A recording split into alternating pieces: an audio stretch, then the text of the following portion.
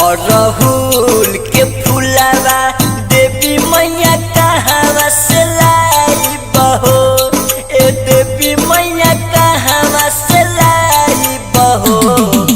देवी मैया पगली छोड़ी गईली ससुराल की कैसे अब चुनरी चढ़ाई बहो।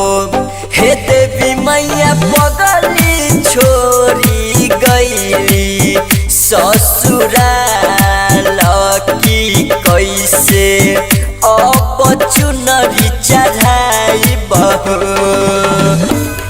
हे देवी मैया पगली छोड़ी गईली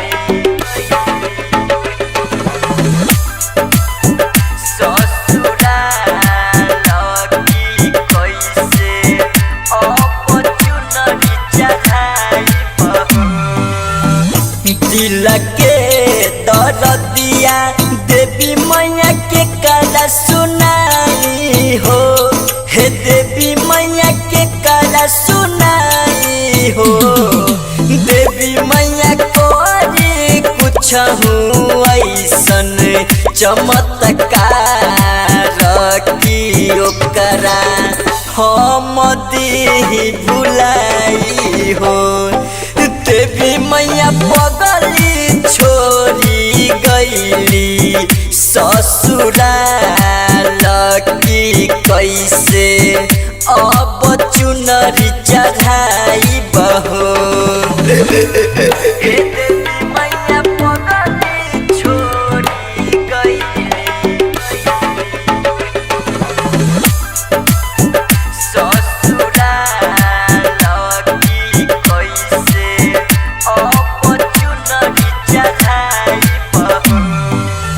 दिलवा बेचारा के हम कैसे समझाई हो। हे देवी मैया कैसे समझाई हो।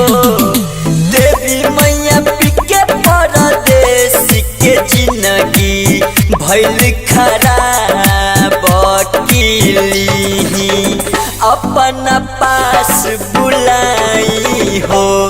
हे देवी मैया पगली छोड़ी गईली ससुराल की कैसे अब चुनरी चढ़ाई बहो।